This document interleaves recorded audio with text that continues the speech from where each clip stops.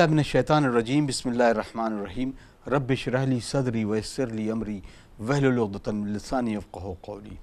नाज़रीन अस्सलामु अलैकुम, मैं आपका मेज़बान अतहर काज़मी इस प्रोग्राम करबला एक दर्सगाह दानिश्वर की निगाह में आपका खैर मक़दम करता हूँ।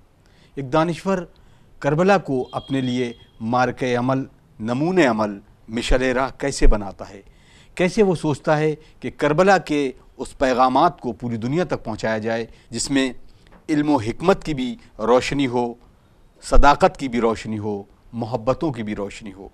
यकीनन जंग व जदल का जब भी माहौल होता है वहाँ मोहब्बतों के पैगाम नहीं दिए जाते हैं, लेकिन करबला एक ऐसा मार्का है जो पूरी दुनिया में इसका एक मसला आशिकार होता है कि दुनिया में जितनी भी जंगें होती हैं जीतने वाला अपने दुश्मन का सर कलम करता है, लेकिन करबला एक वाहिद ऐसा मारहला है कि जहाँ पर सर दे के पूरी दुनिया में अपना लोहा मनवाया गया और इस जंग को जीता गया। इमाम हुसैन आली मकाम ने जिस तरीक़े से करबला को पूरी दुनिया के लिए नमूने अमल बनाया है, आइए नाजरीन इस प्रोग्राम के ज़रिए जिसका कि नाम है करबला एक दर्सगाह, एक दानिश्वर कैसे सोचता है, करबला को पूरी दुनिया तक पैगाम की शक्ल में कैसे पहुंचाता है।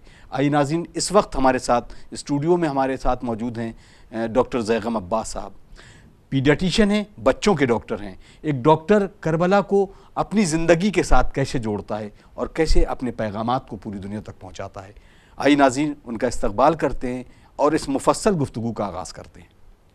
डॉक्टर साहब अस्सलाम वालेकुम।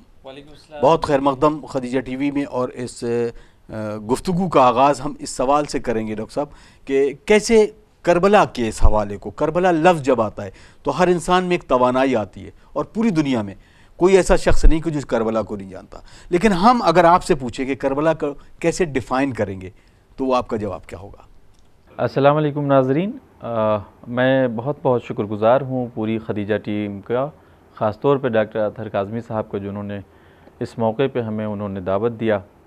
हालांकि मेरी हिम्मत नहीं है कि इस टॉपिक पे मैं इसको एक्सप्लेन करूं और इसको आप तक, इसकी सारी डेफिनेशन को मैं आप तक पहुंचा सकूं, लेकिन कुछ पहलू जो कि करबला एक दरसगाह हमने जो इस फ़र्ज़ अज़ा से सीखी है, जो हमने अपने वलमाओं से कुछ सीखी है, क्योंकि मैं तो कोई वलमा नहीं हूँ, लेकिन जो मैंने इंटरप्रेटेट किया है कुछ चीज़ों को लेकर जो अपनी ज़िंदगी में अभी तक जो मेरी ज़िंदगी रही है, और इंशाअल्लाह मैं उसको डिफ़ाइन करने की कोशिश करता हूँ। जैसे कि आप कहते हैं, ज़िंदगी एक हमारी जब शुरू होती है, परवरदिगार ने हमारी जो खिलकत की है, एक टॉप स्पीसीज़, जो हम सारी स्पीसीज़ में जितने भी जानवर से लेके और भी जो स्पीसीज़ है उसमें हम लोग को सबसे टॉप पे रखा है, इंसान को। टॉप पे रखने के बाद परवरदिगार ने वक्त पे गॉड मैसेंजर्स, जिसे हम लोग अंबिया कहते हैं, भेजते रहे हमारी बेहतरी के लिए, ताकि हम एक हक़ के रास्ते पे चलते जाएं।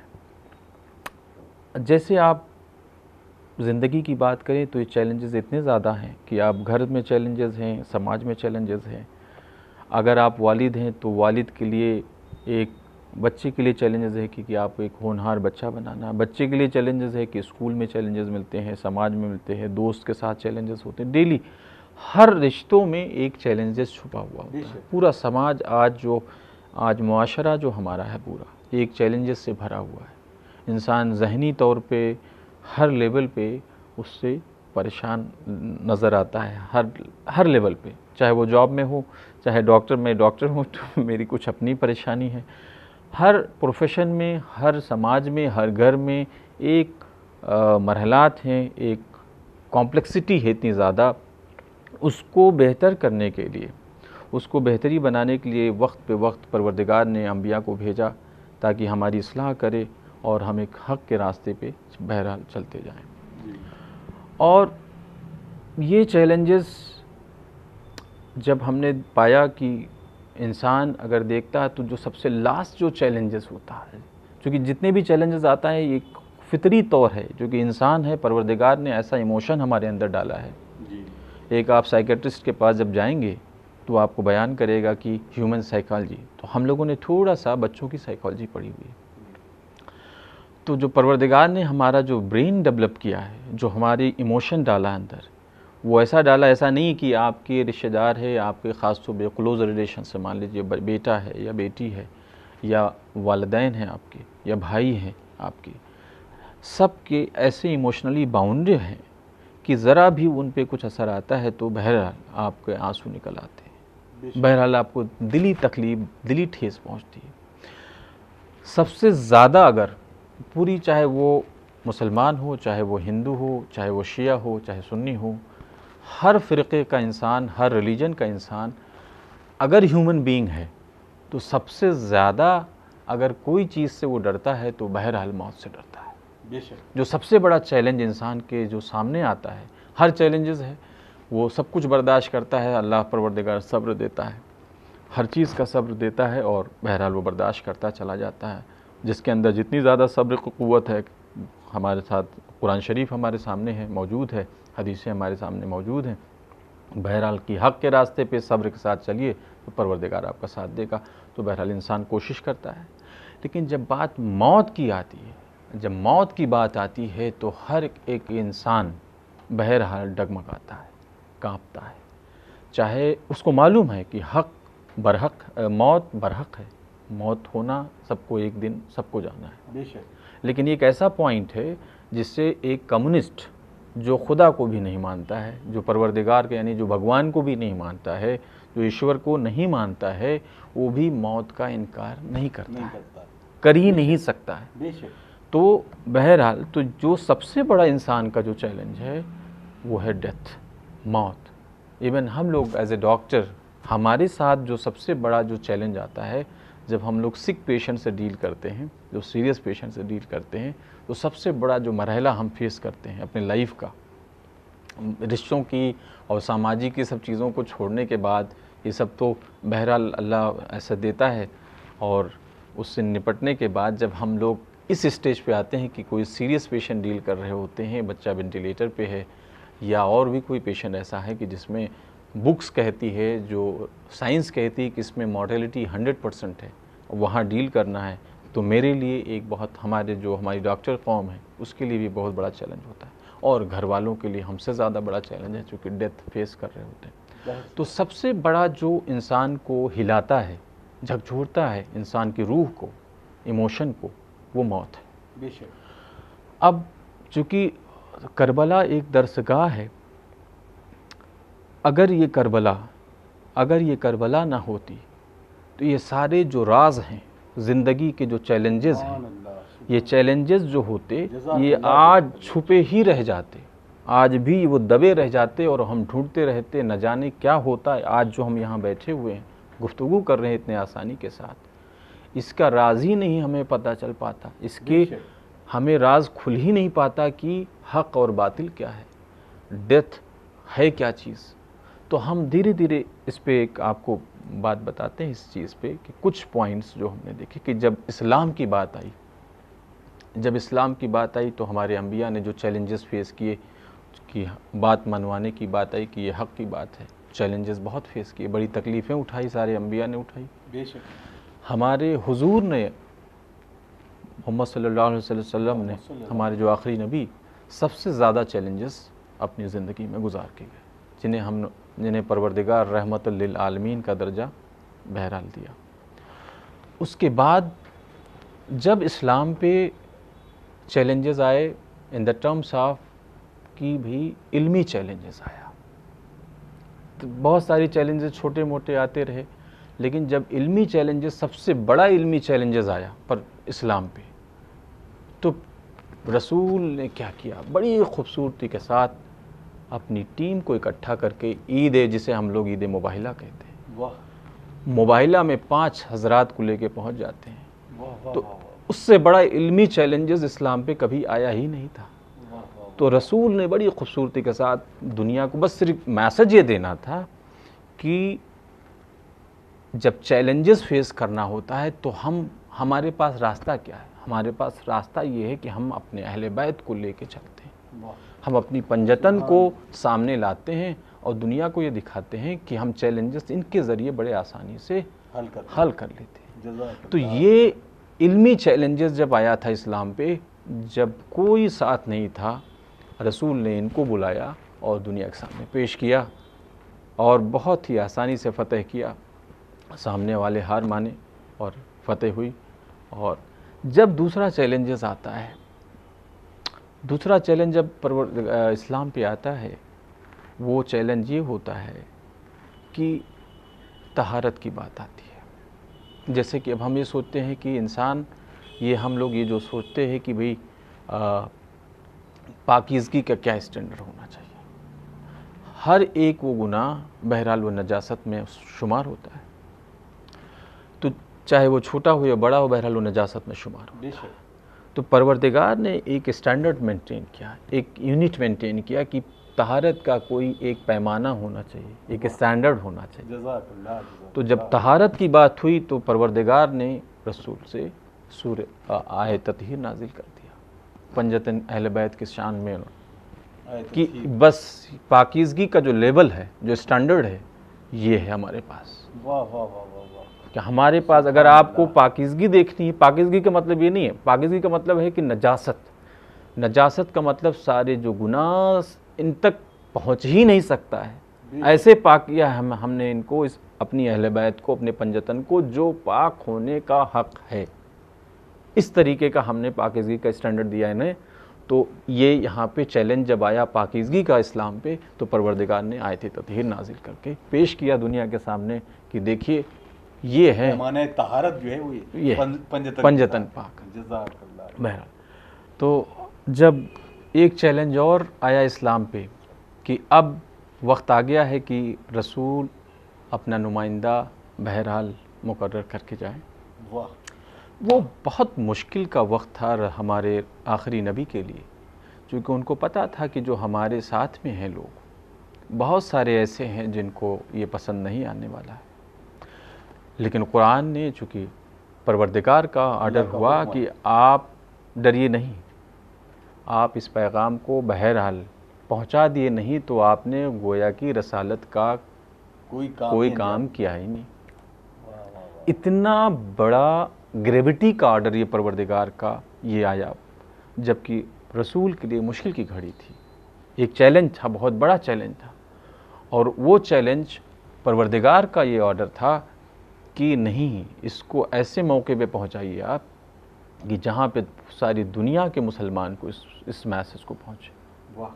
तो पर रसूल ने उस चैलेंज को बड़े खूबसूरती के ज़रिए, उन्होंने आखिरी हज के बाद गदीर खुम में लोगों को इकट्ठा किया और वो मैसेज मौला अली के विलायत का ऐलान किया। तो ये एक तीसरा जो चैलेंज बड़े खूबसूरती से हमारे रसूल ने अंजाम दिया। और बहरहाल जिन्होंने, कुछ लोग ऐसे भी थे उसमें जिन्होंने बहरहाल बड़े खुश हुए, जो जिन्हें मौला अली के विलायत का दिली तौर पे इकरार हुआ, उनके चेहरे निखर गए, जिन्हों तकलीफ़ हुई उनके चेहरे बिगड़ गए, जिसने ज़बानी मुखालफत किया उस पे परवरदिगार का अज़ाब हुआ, ये आप बड़े खूबी जानते हैं। बहरहाल ये तीसरा चैलेंज था।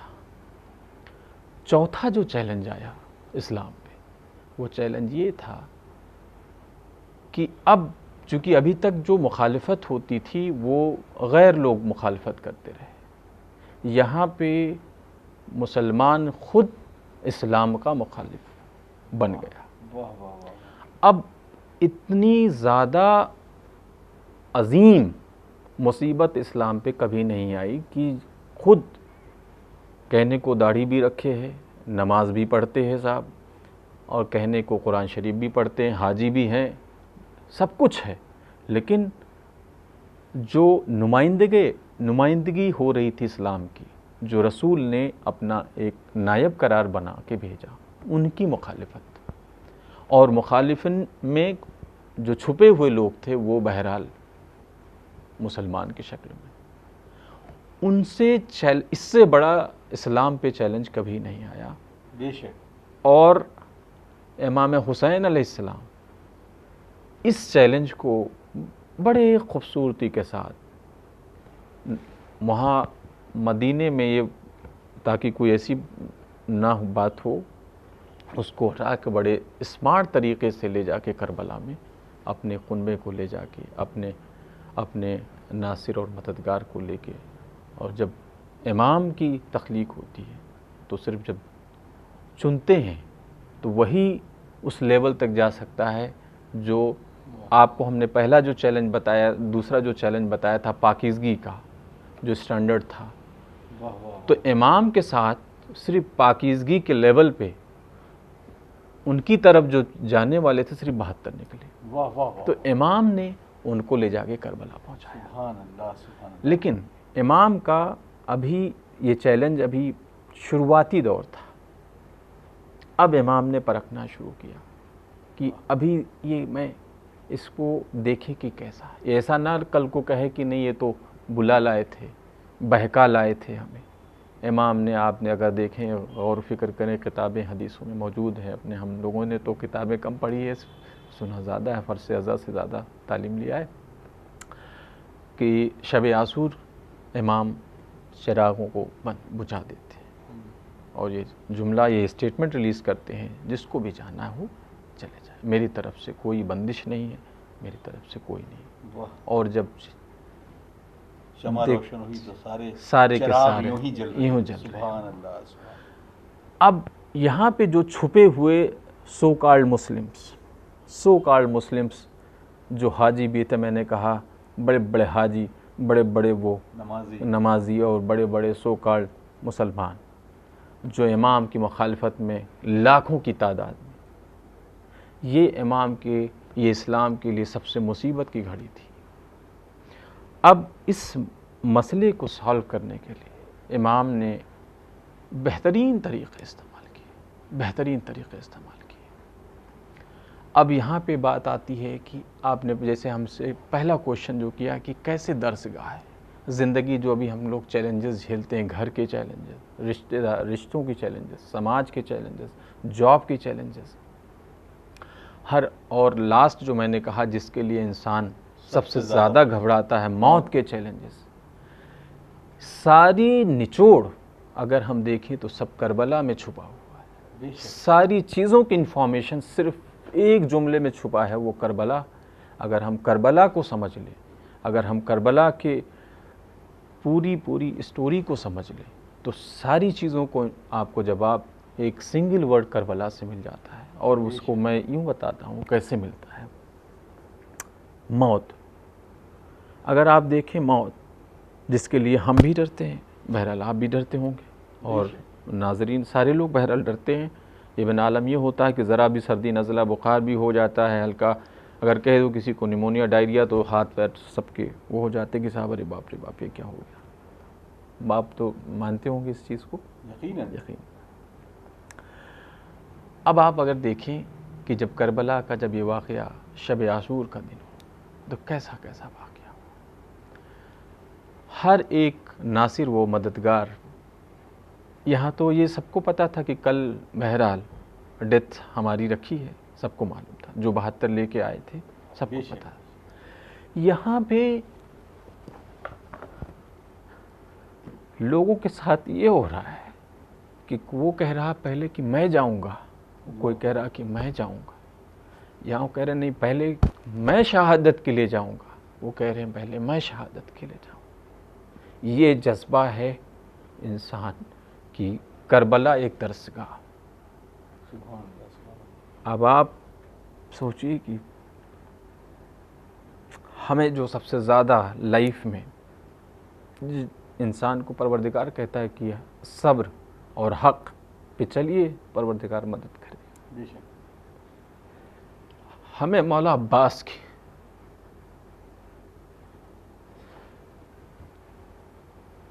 मौला अब्बास का जो सब्र का जो लेवल था, आप इस चीज़ को मानते होंगे कि मौला अब्बास बेशक एक दुआ थी, मौला अली की दुआ थी, एक दुआ थी मौला अली की, और सारी फजीलतें जो मौला अली में थी वो मौला अब्बास में थी। और उस जरी की जिसको ये पता हो कि मेरे पास इतनी पावर है और उसको परमिशन नहीं मिल रही हो कि आप जंग करें, बस इतना परमिशन मिली कि हाँ जाके दरिया से पानी ले आइए, बच्चे प्यासे हैं, इतनी परमिशन मिली। जब वो जरी कब्ज़ा करता है दरिया पे, पानी हाथ में लेता है, अपनी ज़बान तक नहीं पानी ले जाता, ये सब्र, यकीनन ये सब्र दुनिया का सबसे बड़ा सब्र। यकीनन। डॉक्टर साहब, अब यहाँ पे हम आपको रोके, एक सवाल बहुत अजीम तरीके की चीज़, करबला यकीनन इंसान को महसूस करने की चीज़ है कि किस तरीके से रिश्तों की बुनियाद आज हम अपने माशरे में देखें कि हर एक बुनियाद रिश्तों की कहीं ना कहीं हिली हुई है। करबला दरसगाह की हैसियत से रिश्तों की पाकीज़गी, तहारत और बुनियाद को कैसे मुस्तहकम बनाती है? आपने देखा कि इमाम के एक भाई गाज़ी अलमदार मौला अब्बास, जिन्होंने कभी अपने इमाम को कभी भाई नहीं कहा, हमेशा अपने आप को ग़ुलाम समझते रहे। तो एक दर्स ये भाई और भाई का जो रिलेशन है, एक दर्स ये मिलता है कि बहरहाल इतना अदब और एहतराम होना चाहिए दो भाइयों में कि एक भाई की तकलीफ़ दूसरी भाई बगैर कहे समझ लेना चाहिए। एक तो ये बेशक। दूसरी बात यह है कि जब बाप बेटे की बात आती है, अब आप देखें, आप एक्सट्रीम कहते तो हर चीज़ों का जो सबसे एक्सट्रीम पहलू है जवाब, वो सब करबला में छुपा हुआ है।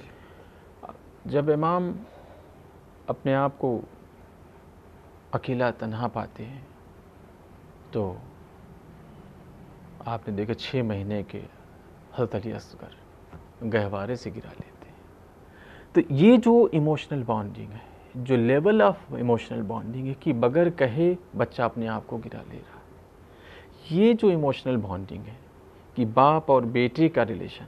फिर आप देखें हज़रत अली अकबर अलैहिस्सलाम और इमाम हुसैन अलैहिस्सलाम की, जब हज़रत अली अकबर सलाम जब जा रहे होते हैं जंग के मैदान में, तब मौला का पलट पलट के मुड़ के देखना, ये चीज़, और फिर जब आखिरी वक्त होता है मौला अली अकबर का तो इमाम को आवाज़ देना, तो ये जो बॉन्डिंग है।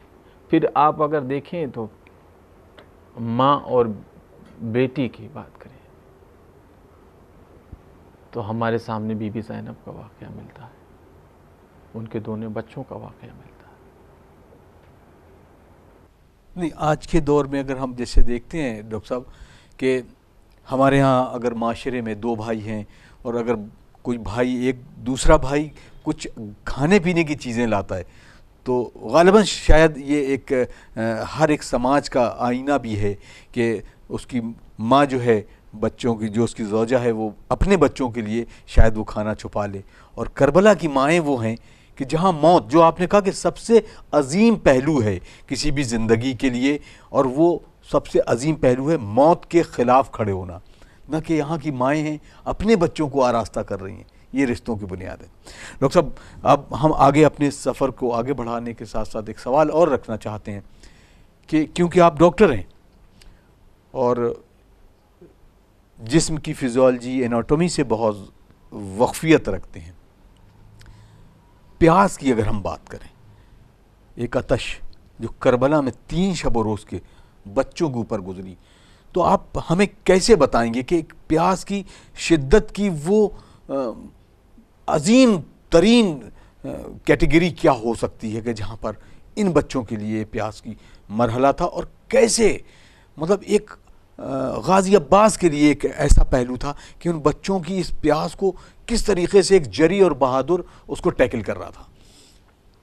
देखिए, जो पूरी बॉडी का जो निज़ाम होम्योस्टेसिस है, तो पूरा homeostasis means internal environment of body, वो सारा जो डिपेंड करता है फ्लूइड और इलेक्ट्रोलाइट्स पे। अगर आपकी बॉडी वाटर और जो साल्ट हैं अगर ज़रा भी इम्बैलेंस हो जाए तो पूरे बॉडी का निज़ाम बिगड़ जाता है। अगर आप फ़र्ज़ करें 4-5 घंटे पानी ना पिए तो आपके अंदर ख़ुद, अगर आपने कई बार महसूस किया हो, लंबे सफ़र में कई बार ऐसा होता है कि पानी ना पीने के बाद चिड़चिड़ाहट, बेचैनी, ये सब चीज़ें महसूस होने लगती हैं मुश्किल से 4-5 घंटे के अंदर ही। और बहरहाल आपने रमज़ान के रोज़े भी रखे होंगे, फिर आपने महसूस किया होगा कि इंसान किस हालत में जब मगरिब का वक्त आता है कितना बेचैनी आ जाती है, ज़बान सूख जाती है और बिल्कुल सुस्तीपना आ जाती है, जबकि ये मुश्किल से 6-7-8 घंटे का, 12-10 घंटे का रोज़ा, 12 घंटा मैं कह रहा हूँ, लेकिन सारी कमज़ोरियाँ और ज़बान ड्राई हो जाती है, डिहाइड्रेशन जिसे हम लोग आम तौर पे कहते हैं, डिहाइड्रेशन एंड साल्ट की कमी, नमक की कमी। तो अगर आप सिर्फ 24 आवर्स सिर्फ फास्ट कर लें, 24 आवर्स फास्ट कर लें, कंप्लीट फास्ट, जिसमें आपका पानी भी ना जाए, खाना भी ना जाए, तो यकीनन आपका ब्लड शुगर भी डाउन हो जाएगा, आपके जो सोडियम और पोटेशियम और वाटर लेवल है बॉडी का डाउन हो जाएगा, ब्लड प्रेशर डाउन हो जाएगा, किडनी पे इफ़ेक्ट आने लगता है, जहन पे बहुत ज़बरदस्त इफ़ेक्ट आता है। इवन हालत ये हो जाती है जैसे हम लोग कोमेटोस वाली हालत में कहते हैं, उस कंडीशन में पेशेंट पहुंच जाता है। और अगर ये टेम्परेचर जो एनवायरमेंटल टेम्परेचर है वो हॉट है, तो इवन 24 घंटे का वक्त नहीं आने हैं, 12 घंटे में ही 16 घंटे में ही हालत आपकी ख़राब हो जाएगी। ज़रूरी यकीनन। तो जो करबला की जो हमें जो पता है कि वहाँ का जो क्लाइमेट है, और जब ये वाक़या करबला और हुआ, जो टेम्परेचर था, कहा जाता है कि अगर वहाँ पे कोई भी चीज़ रख दी जाती उस रेत पे तो बुन जाती। इस तरीके का टेम्परेचर वहाँ होता भी है। वैसे दिन में वहाँ बड़ा एक्सट्रीम टेम्परेचर, जितने भी गल्फ़ कंट्रीज़ हैं वहाँ पे जो टेम्परेचर होता है बड़ा, दिन में बड़ा हॉट होता है, शाम के टाइम बहरहाल थोड़ा सा ठंडा हो जाता है। और बहरहाल करबला का टेम्परेचर कुछ ज़्यादा ही दिखाया जाता है भी, सच में है। तो अगर 3 दिन से कोई भूखा और प्यासा है, तो ये आलम बहरहाल नॉर्मल इंडिविजुअल्स के लिए तो बहरहाल उसका हलाकत, बहरहाल ईमान के चलिए वो हलाक होने वाला है। ये परवरदिगार है, जो कि ये आइम्मा थे, ये मासूमीन थे, और इनको परवरदिगार ने इतनी क़ुव्वत दी थी जिसके बिना पे कि हमारे इमाम ने और इसको बर्दाश्त किया। और जहाँ तक बात आपने सवाल किया कि उन बच्चों को प्यास को लेके मौला अब्बास को कैसे, मौला अब्बास ने कैसे टैकल किया होगा, मैंने आपसे भी बताया कि मौला अब्बास ये मौला अली की दुआ है। ये समझ लीजिए कि बिल्कुल मिरर इमेज है मौला अली की, चाहे वो रफ्तार में, गुफ्तार में, चाहे वो तलवारबाजी में, जो भी शुजाअत में, हर लेवल पे वही फजीलत हासिल थी मौला अब्बास को जो मौला अली को थी। इवन जब जंग सिफ़ीन का वाक़या आपके सामने, 13 साल के मौला अब्बास थे, जंग में उतरे हैं तो दुश्मन को लगा कि हैं तो मौला अली आ गए। आपको वाक़या मौजूद है। जिसको ये पता हो, मान लो जो मुझे मालूम हो, कभी कभी ऐसा होता है, मेरे साथ भी होता है कि अगर मुझे मालूम है कि हाँ ये चीज़ मुझे आती है और बाई दिवे वो चीज़ मुझसे ना हो पाए, तो यकीनन मैंने अभी कहा कि सब्र मौला, जो बाबुल हवाइस का लक़ब मौला को मिला है, ऐसे नहीं मिला है, उसके पीछे बहुत बड़ा रीज़न। अगर एक चीज़ और हम थोड़ा हट के बात कर रहे हैं कि ज़िंदगी में परवरदिगार जो फजीलतें इंसान को देता है वो टोटल डिपेंड है सेक्रीफाइस पे। यकीनन सेक्रीफाइस कुर्बानी जो है वो सबसे बड़ा जितनी ज़्यादा आपने चाहे आप अपने स्टडी पे जितनी सेक्रीफाइस की, उस हिसाब से आपका उसको मिल रहा है। अगर आपने किसी चीज़ के लिए और सेक्रीफिकेशन किया है, आपने कुर्बानी दी है कि भाई आपने कोई भी पेशे में, चाहे आप उलेमा की तरफ हों, आप हैं, आपने बहुत ज़्यादा 15-20 साल आपने उसमें मेहनत किया है, या आप डॉक्टरी पेशा में बहुत मेहनत किया है आपने, या फिर इंजीनियरिंग में आपने किया, तो लेवल फ़र्क होता है ना।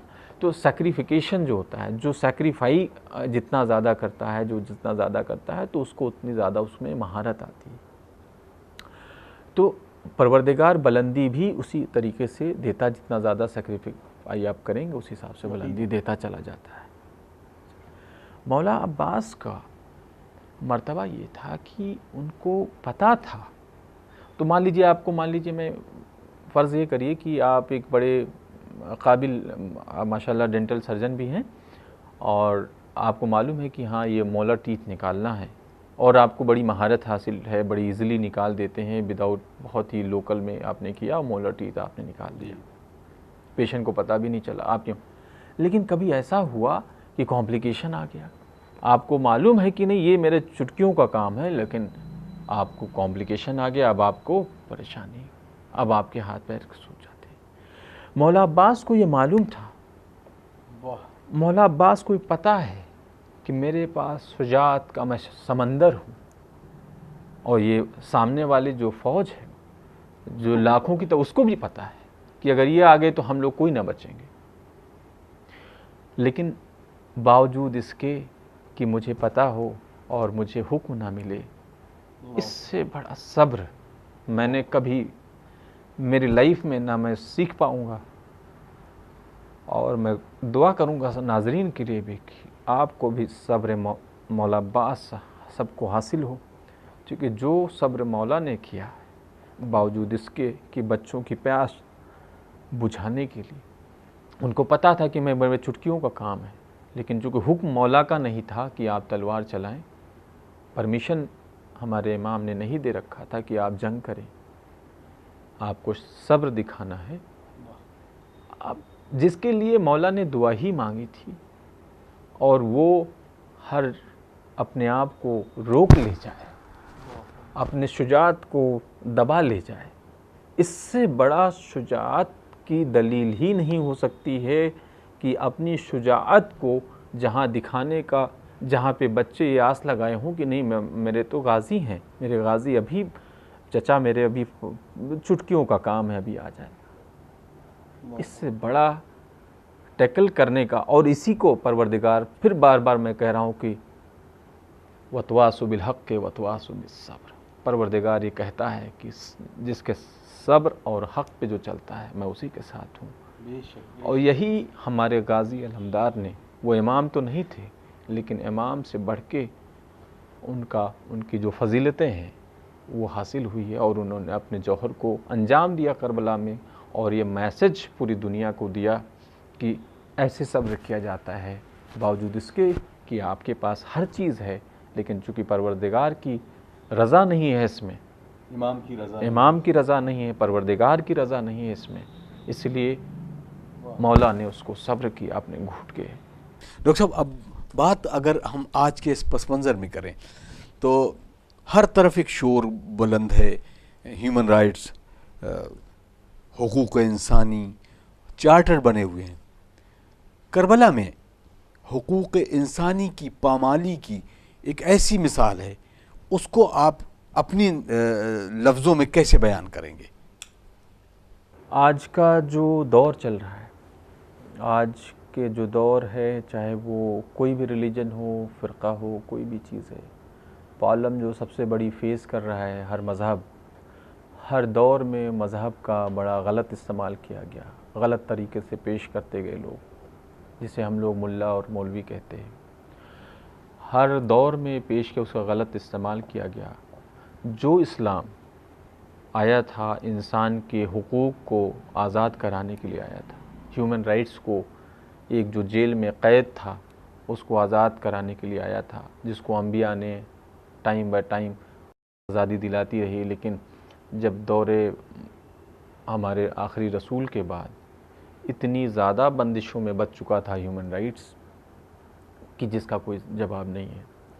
तो इमाम ने इस करबला के वाक़े के ज़रिए ह्यूमन राइट्स को आज़ाद किया। वो आज़ाद यूँ किया, अगर आप देखें कि ये जैसे कहा जाता है कि साहब वो तो जो यजीद लानतुल्लाह खलीफा थे साहब, सो कॉल्ड खलीफा, पब्लिकली मेड खलीफा। आप जानते हैं खलीफा कुरान शरीफ में परवरदिगार ने जनाब आदम के लिए ख़िताब फरमाया, और खलीफे की अगर 2 वर्ड में कह रहा हूँ, मुसलमानों को 2 वर्ड के मीनिंग अगर पता चल जाए तो कभी वो ह्यूमन राइट्स जिसके नाम पे कभी जिहाद होता है, और भी मज़हब में भी चाहे और भी मज़हब में भी इस तरीके का गलत इस्तेमाल मज़हब का करके लोगों को मारा जाता है, लोगों को डराया जाता है, धमकाया जाता है। अगर 2 वर्ड्स के मीनिंग लोगों को पता चल जाए, एक वर्ड मौला का, अगर वर्ड मौला का मीनिंग पता चल जाए और एक वर्ड खलीफा का मतलब पता चल जाए सही मानों में, कुरान की रोशनी में, सही मार्फत के साथ अगर ये मीनिंग पता चल जाए तो और ये जो वाक़े करबला था, यहीं से मौला की भी डिफिनीशन आपको मिलेगी। मौला की डिफिनीशन सबसे पहले हमें गदीर से मिली, उसके बाद मौला की जो डिफिनीशन जो गाजी अलमदार ने इमाम के सामने पेश किया अपने आप को, वहाँ से डिफिनीशन मिली हमें। और दूसरा जो खलीफा वाली जो बात थी, अगर खलीफा की डिफिनीशन पता चल जाए तो सारे जो इमाम ने सबको एक्सपोज किया, बेसिकली जो है जितने भी ह्यूमन राइट्स के वायलेशन थे, चाहे वो ज़ोर ज़बरदस्ती हो, चाहे जुल्म हो, चाहे कत्ल हो, जो भी सो कॉल्ड खलीफा यजीद लानतुल्लाह के ज़रिए हो रहा था, क्योंकि वो प्रॉब्लम सबसे बड़ी क्या थी, सबसे बड़ी जो प्रॉब्लम थी, चूँकि मैंने कहा कि सबसे बड़ा चैलेंज था इस्लाम पे ये अभी तक के हिस्ट्री में। आज वो हमारी जो अवाम है, मुसलमान अवाम जिसे हम कहते हैं, जिसने इग्नोर किया इस कुर्बानी को, जिसने इसको मिस इंटरप्रेटेट किया, जिसको लगा नहीं ये तो बस एक वाक़या था, जबकि आपने जो टॉपिक रखा है एक दरसगाह और ता क़यामत तक दरसगाह, बेशक। तो सारे जो वायलेशंस थे, प्रॉब्लम ये होता जब कोई गैर कर रहा होता वायलेशन, तब तो कोई प्रॉब्लम नहीं है, तो ठीक है वायलेशन हो रहा है, उसको हम अपने अक़ीदे अपने कैरेक्टर से उसको धीरे धीरे जैसे हमारे अंबिया करते गए करते चले गए। यहाँ पे तो छुपे हुए लोग थे, पोशाक इस्लाम का ओढ़े हुए थे और वायलेशन कर रहे थे, क्योंकि ये कह रहा ताकि उसको मज़हब का नाम दिया जाए, उसको मज़हबी चोला पहना दिया जाए, ये अमल चूँकि ये हम कर रहे हैं तो ये मज़हबी अमल है, हम शराब पी रहे हैं तो साहब ये मज़हबी अमल हो रहा है, हम जुल्म कर रहे हैं तो ये मज़हबी अमल हो रहा है। इमाम ने बड़ी ख़ूबसूरती से इस वायलेशन को, ताकि खून खराबा मदीना में ना हो, मक्के में ना हो, उठा के ला के करबला में पेश किया, अपनी क़ुरबानी, अपने ख़ानदान की क़ुरबानी, अपने अज़ीज़ों की क़ुरबानी दे के। और सारी जितने भी आज आप ह्यूमन राइट्स जितने भी वायलेशन सुनते हैं अखबार में, मीडिया, टेलीविज़न में, जिसके लिए पूरी इंटरनेशनल पूरे लेवल पे एक ह्यूमन राइट्स कमीशन है, सारे लेवल पे मौला ने इसको आज़ाद कराया। अब वो एक स्टैंडर्ड बना, एक स्टैंडर्ड इमाम ने ये बनाया ह्यूमन राइट्स को प्रिवेंशन के लिए कि कैसे हम इससे प्रिवेंट करेंगे। एक इमाम ने एक स्टैंडर्ड बनाया। तो आज दुनिया जो कॉपी कर रही है कि ये ह्यूमन राइट्स का वायलेशन, वो इमाम इसको 1400 साल पहले ही एक्सपोज, सब कुछ एक्सपोज कर, एक नहीं जितने भी आप वायलेशन हैं, क्योंकि ये हमने आपको बताया कि ये इस्लाम पे सबसे बड़ा चैलेंज था, इससे बड़ा चैलेंज हो नहीं सकता है। इसीलिए इमाम ने उसको सब तरीक़े का एक्सपोज किया, हर लेवल पे एक्सपोज किया। और इमाम के बाद बात यही ख़त्म नहीं हो जाती है कि ये मसलहत परवरदिगार कितनी गमज़दा, और इसीलिए हम लोग जब कभी कभी डेथ से चैलेंज करते हैं तो फिर जैसे आप कहते हैं कि वाक़े करबला याद कर लेना चाहिए, तो हम लोग भी वाक़े करबला याद इसीलिए कर लेते हैं ताकि कम से कम अपने को भी समझा सकें और घर मरीज़ के घर वालों को भी समझा सकें कि बाद वाक़े करबला के बाद जो हमारी बीबी ज़ैनब सलामुल्लाह ने जो किया, हमारे चौथे इमाम ने किया, वो जो मैसेज था। अब देखिए ह्यूमन राइट्स का एक नॉर्मल आप अगर देखें कि एक जंग होती है, आप नेचुरल सी जो बात है, अगर आज कुछ बहुत फ्रैक्शन ऑफ मुस्लिम्स कह सकते हैं, आप कहते हैं साहब वो तो उनके ख़िलाफ़ प्रोटेस्ट किया था तो इसलिए वो कत्ल कर दिए गए। अच्छा ठीक है साहब, माना मैंने, ये कहाँ था, ये कहाँ पे होता, किस जंग में, किस इस्लामिक रूल्स में ये है कि साहब कि आप बच्चों को पानी रोक देंगे, आप बच्चों पे जुल्म करेंगे, आप बीमारों पे जुल्म करेंगे, आप उनको कैदी बना के ले जाके वहाँ पे उनको पानी से रोकेंगे, ये कहाँ पे किस उसमें लिखा है। तो इसका मतलब हुआ और आप डेड बॉडीज़ से बेहुरमती डेड बॉडीज़ की करेंगे, ये कहाँ लिखा है। इसका मतलब ये था कि जो सामने वाला था फ्रस्ट्रेशन में था, कामयाब नहीं हो पाया था, कामयाब नहीं हो पाया था, अपने जो वायलेशन को एक वो मजहबी चोला पहनाना चाहता था दुनिया के सामने। आज करबला ना होता तो जो वो करता रहा वो आज मुसलमान उसको सुन्नत करार देता कि तो फलां खलीफा की सुन्नत थी। इमाम ने उसको बेनकाब किया, अपने सब्र के साथ, अपने कुर्बानी के साथ उसको बेनकाब किया और सारे जो ह्यूमन राइट्स के वायलेशन हैं सबको आज़ाद किया, ताकि दुनिया आने वाले दिनों में आवाज़ उठा सके। ऐसे जो कि उसके बाद भी लोग आते गए, उसके बाद भी जालिम बादशाह भी आए, जो जो जुल्म ढाए, लोगों ने आवाज़ें उठाई। अब यहाँ पे हम एक ज़हन में मेरे सवाल ये आया कि आपने अपनी स्टडी के दौरान और अब प्रैक्टिस के दौरान करबला का ऐसा कौन सा वाक़या है कि जिस वाक़े ने आपको सबसे ज़्यादा इंस्पायर किया हो और इंसानी जहन को भी झिझोड़ता हो और उसके अंदर एक ऐसी आग भरता हो कि यकीनन इंसान के लिए इससे बड़ा अमल नहीं हो सकता। हालांकि करबला में बहुत सारे वाक़े अजीम और अजीम तर हैं। मैंने आपसे शुरुआत में ही कहा था कि मैं कोई आलिम दीन नहीं हूँ और ना ही मेरे अंदर इतनी ताकत है कि इतनी आसानी से वाक़े करबला को बयान कर पाऊँ, जो कि किसी की भी ताकत नहीं है। लेकिन हाँ, हर इंसान के अंदर बहरहाल कहीं ना कहीं एक रोशनी निकलती है। सच है। मैं चूँकि एक चीज़ जो मैं ख़ुद में अंदर लाना चाहता हूँ कि चूँकि मैं चाहता हूँ कि मेरे अंदर भी सब्र आए, और वो सब्र मैं चाहता हूँ कि वाकई में आए और सबके अंदर भी आना चाहिए सब्र। कभी कभी होता है कि आमतौर पे घरेलू परेशानी की वजह से, कभी कभी सामाजिक परेशानी, कभी हॉस्पिटल में ही या और कहीं पे भी ऐसे कभी कभी गुस्से आ जाते हैं, कभी ऐसा होता है। तो मैं दुआ करता हूँ ख़ुद के लिए भी और लोगों के लिए भी दुआ ये करता हूँ कि सबको परवरदिगार बहरहाल सब्र दे। और सब्र की सबसे बड़ी जो मिसाल 2-3 जो हमें ज़्यादा इंस्पायर्ड करबला से हुई, पहला वाक़या मौला अब्बास का जी, जो आपने बयान किया, सबसे ज़्यादा मुझे जो झकझोरता है वो मौला अब्बास का वाक़या। दूसरा वाक़या जो हमें सबसे ज़्यादा झकझोरता है वो हज़रत अली अकबर अलैहिस्सलाम की शहादत का, वो दूसरा वाक़या। और तीसरा जो है जो झकझोरता है, जब हमारे इमाम हुसैन अलैहिस्सलाम जंग के मैदान में अकेले होते, जब सारे नासिर और मददगार शहीद हो चुके होते, तब का वाक़या। और जब परवरदिगार की तरफ से आवाज़ आती है कि ए नफ्स मुतमइन्ना, वो लम्हा मुझे, ये 3 वाक़ये हैं जो मुझे वाकई में, जब भी मैं परेशानी में होता हूँ, 3 वाक़ये मुझे जज्ब हो जाते हैं कि मैं परवरदिगार मुझे यही सब्र आगे मुझे दे और मेरी सब्र में बुलंदी अता करे और लोगों के अंदर भी यही सब्र अता करे, ताकि और इस जो हमारा मुआशरा है एक पीसफुल तरीक़े से ये भर जाए, एक शांति से भर जाए।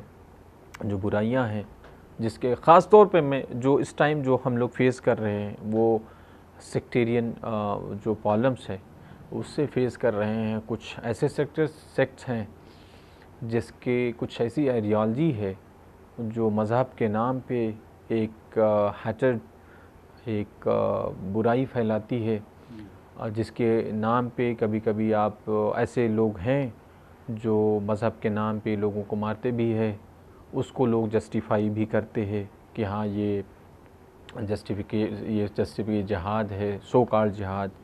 जबकि जिहाद अगर फिर से मैं कह रहा हूँ कि सारी सिंगल अगर की है सारी क्वेश्चंस की, पूरी ज़िंदगी के जो चैलेंजेस हैं वो करबला की चाबी है। अगर आप करबला को खोल लें सही दिल से तो सारी चीज़ों का जवाब मिल जाएगा। अगर आप जिहाद देखना है तो आइए जिहाद देख लीजिए, इससे बड़ा जिहाद कहाँ मिलेगा आपको। मौला अब्बास का सब्र का जिहाद देखिए, कहाँ मिलेगा आपको। ऐसे जिहाद इसे कहते हैं।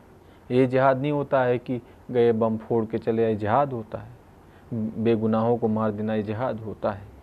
आप बताइए ये और अब आप ये भी हम बड़ा अफसोस की बात है, बड़े बड़े मौलवी इससे इंस्पायर्ड हैं, इस आइडियोलॉजी से। बड़े बड़े लोग, इवन कुछ डॉक्टर्स भी, हमने कुछ ऐसा हमारा राब्ता हुआ, इंस्पायर्ड हैं ऐसी आइडियोलॉजी से। और हम दुआ करते हैं ऐसे लोगों की जो इस टाइप की आइडियालजी रखते हैं, परवरदिगार उनकी हिदायत दे, इमाम के सदक़े में उनकी हिदायत दे, ताकि हमारा जो मुआशरा है शांति वाला मुआशरा हो जाए, वायलेंस ख़त्म हो जाए, और ह्यूमन राइट्स के जो वायलेशन है, चाहे वो किसी भी फॉर्म के तरीक़े से हो, चाहे वो हमारे यहाँ हो या किसी और के यहाँ हो, किसी और मज़हब में हो, बहरहाल ख़त्म होना चाहिए। और उसका छोटी सी मिसाल, छोटी क्या सबसे बड़ी मिसाल हमें जो मिलती है वो करबला है। करबला की जो चाबी बस एक बार वो खोल दे और सही से, ईमानदारी से, मार्फत के साथ अगर वो खोल ले तो हर एक चीज़ का जवाब वहाँ से मिलता नज़र आएगा। ज़िंदगी बड़ी बहुत खुशगवार हो जाएगी। उसको कुछ ढूंढने की ज़रूरत नहीं पड़ेगी, इधर उधर किसी के दर पे नहीं जाने की ज़रूरत पड़ेगी। बहुत शुक्रिया। ना भटकना पड़ेगा उसको। हमें इजाज़त नहीं दे रहा है, लेकिन ये बहुत मगर आखिर में मैं चाहूँगा कि इस गुफ्तगू का एक माहसल जो हम हर प्रोग्राम के साथ रखते हैं, कि एक छोटा सा मैसेज आपकी ज़बान से उन तमाम लोगों के लिए जो दिल में इंसानियत का दिल रखते हैं और मज़हब इंसानियत को फॉलो करते हैं, कि करबला उनके लिए किस तरह के पैगामात लाती है। डॉक्टर साहब, पहले तो मैं आपका बड़ा शुक्रगुज़ार हूँ, इसलिए कि आपने जो टॉपिक रखा वो वाक़ई ये टॉपिक ऐसा था कि बावजूद इसके थोड़ा सा मैं बिज़ी था, लेकिन आपने जो टॉपिक ये था रखा कि ये मैंने कहा ना कि मुझे जब कोई चीज़ झकझोरता है वो यही है, वाक़या झकझोरता है। जो भी थोड़ा बहुत, मैं पता नहीं गुनहगार हूँ बहुत, लेकिन थोड़ा बहुत अगर कुछ होगी अल्लाह की तरफ से, कुछ मेरे अंदर नेकियां हों अगर, तो वो मैं करबला से मैंने हासिल किया है, वाक़या करबला से हासिल किया हूँ। जो भी मेरे अंदर नेकियां हैं, छोटा बहुत अल्लाह अगर होगा उसके नज़र में मुझे पता नहीं, लेकिन जो भी कुछ मिला है मुझे, जिसके मैं अपने आप को ऐसा सोचता हूँ कि अगर ज़रा बराबर भी मेरे अंदर नेकियां हैं तो वो सदका है, वो कुर्बानी है इमाम हुसैन अलैहिस्सलाम की, और कोई इसके अलावा वो नहीं है। और मैं नाज़रीन को ये मैसेज देता हूँ कि वाक़या करबला को एक ट्रेडिशन ना बनाएं, ये एक दरसगाह है। बहुत दिल से इस पे बैठ के, इस फ़र्ज़ अज़ा पे, जब अभी मुहर्रम का दौर है, इससे बेहतर दरसगाह कोई नहीं है। ना आपके पास किसी मुल्ला के पास जाना है, ना मौलवी। इस बेहतरीन दरसगाह है अपनी ज़िंदगी को संवारने के लिए, क्योंकि परवरदिगार ने इंसान की जो खिलकत की है वो इसलिए खिलकत किया था कि बहरहाल एक अच्छे इंसान आप बने, उसकी इबादत करें। और इबादत उसकी तभी हो सकती है जब हम दरस करबला अपने सामने रखें, तब हम उस परवरदिगार की जो इबादत की जो बुलंदी है वहाँ तक तभी हम पहुँच पाएंगे जब हम करबला के मैसेज को अपने अंदर जज़्ब करेंगे, करबला के सब्र को हम अपने अंदर जज़्ब करेंगे, जो हमारे इमाम ने कुर्बानियाँ दी, हमारे इमाम के आइज़ा ने दिया, उनके अज़ीज़ उनदिस। तो उसका सारा निचोड़ है अपने अंदर जज़्ब करिए और अपने किरदार को बुलंद करते चले जाइए और परवरदिगार को याद करिए। ज़िंदगी इंशाअल्लाह संवर जाएगी। आप किसी भी फील्ड में हों, चाहे वो आप इंजीनियर बनना चाहते हो, डॉक्टर बनना चाहते हो, या बहरहाल किसी भी आपका जो शौक़ है जिसमें जाना चाहिए, हर लम्हात पे आपको करबला याद आनी चाहिए। और अगर ये चीज़ अगर आपके अंदर जज्ब हो गई, दुनिया का कोई भी चीज़ आपको हिला नहीं पाएगा, कोई ऐसा बुरा चैलेंजेस नहीं आपको हिला पाएगा जिससे कि बहरहाल आप मायूस हो। क्योंकि हमारे सामने, हमने जैसे डॉक्टर साहब से अभी शुरुआत में ही कहा कि मौत से बड़ा चैलेंज नहीं कोई है। इवन जो नास्तिक होता है, जो अल्लाह को नहीं मानता है, जो भगवान को, जो ईश्वर को नहीं मानता है, वो भी बहरहाल मौत को एक्सेप्ट करता है। और जब हम मौत की बात करते हैं, कि अभी हम शुरुआत में ही हमने बताया कि यहाँ पे मौत में ये था कि नहीं पहले मैं जाऊँगा, वो कह रहे नहीं पहले मैं जाऊँगा। तो ये जो जज्बा है, तो इसीलिए जब आप ये चीज़ आपके अंदर आ जाएगी कि नहीं, मौत तो बस एक बहरहाल हक़ है, वो नहीं है सबकी, मगर इस दौर जो आपकी ज़िंदगी, जो भी परवरदिगार ने डिसाइड किया है, जो भी वक्त आपके लिए यहाँ दुनिया में है, उसको बेहतरीन करने के लिए करबला का वाक़या आपको बिल्कुल सामने होना चाहिए। तो इंशाअल्लाह परवरदिगार आपकी ज़िंदगी संवर जाएगी। नहीं तो होगा ये कि आप रोज़ा भी कर लेंगे, नमाज भी कर लेंगे, सब कुछ बजा लाएंगे, अगर कुर्बानी इमाम हुसैन अलैहिस्सलाम आपने इग्नोर कर दिया। तो बहरहाल ये सब चीज़ें आपसे उस परवरदिगार का जो एक कनेक्शन होता है एक बंदे से, वो बहरहाल नहीं मिलेगा आपको। आप सब कुछ करते रहेंगे, लेकिन चूँकि ये अल्लाह का वादा है, ये हमारे नबी का वादा है कि बहरहाल हमें इमाम की मोहब्बत अपने अंदर जज़्ब करनी है, उनकी क़ुरबानियों को जज़्ब करना अपने अंदर, और अपने ज़िंदगी के जो हमें परवरदिगार ने जो कहा है कैरेक्टर को बुलंद करने के लिए, वो तभी होगा जब हम ये अपने अंदर शामिल करेंगे। मैं ये दुआ करूँगा नाज़रीन के लिए, अपने लिए भी और नाज़रीन के लिए भी, सब के लिए, कि परवरदिगार सबकी हिदायत दे और सबको मोहम्मद व आले मोहम्मद की मोहब्बत दिल में लबरेज़ कर दे, इतना लबरेज़ कर दे कि हर लम्हे पे वो अपना किरदार बुलंद करता चला। सुभान अल्लाह, सुभान अल्लाह। डॉक्टर साहब बहुत बहुत शुक्रिया, यकीनन एक बेहतरीन गुफ्तगू, एक नूरानी गुफ्तगू। नाजरीन, आप देख रहे थे प्रोग्राम करबला एक दरसगाह। हमारे साथ मौजूद थे डॉक्टर ज़ैगम अब्बास साहब, जो ख़ुद बच्चों के डॉक्टर हैं, पीडियाट्रिशियन हैं। एक डॉक्टर करबला को अपने हवाले से कैसे सोचता है, कैसे परखता है और कैसे नाजरीन तक पहुँचाता है। डॉक्टर साहब ने सबसे बड़ी चीज़ जो की कि वो कि करबला से जो सबसे बड़ा दर्स हमको मिलता है वो है सब्र। यकीनन सब्र की बात की जाए तो इमाम आली मकाम का सब्र इस शेर के साथ बहुत करीब से देखा है हमने, सब्र खलील मगर हुसैन तेरे सब्र का जवाब नहीं। इमाम आली मकाम ने जो सब्र के जौहर दिखाए वो पूरी दुनिया के लिए एक मिशल राह हैं। नाज़रीन, उम्मीद करते हैं कि आपको ये प्रोग्राम पसंद आया होगा और इस दुआ के साथ आपको यहीं पे छोड़े जाते हैं कि अगले किसी और एपिसोड में किसी और दानिश्वर के साथ इसी प्रोग्राम करबला एक दरसगाह में आपसे फिर मुलाकात होगी। अस्सलामु अलैकुम व रहमतुल्लाहि व बरकातुहू।